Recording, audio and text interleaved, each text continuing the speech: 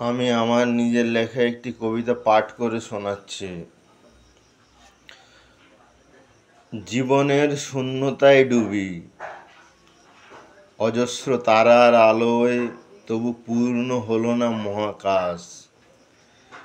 আমারই জীবনগুলির সাথে মিলে যাই, মিশে যাই, এত ক্ষুব্ধতা নিয়ে বিচারের বোধহীন মানুষের চিৎকার।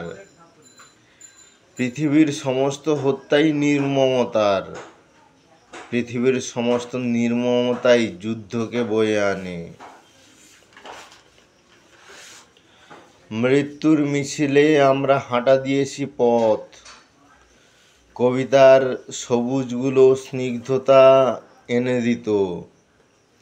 বাতাসের মর্মর গান, সাগরের ঢেউয়ের উচ্ছ্বাস বুকে এসে বাজত খুব। টুকরো টুকরো স্মৃতি কথাগুলো কত মধুময়, কত মধুময় তোমার হঠাৎ ভালোবাসা।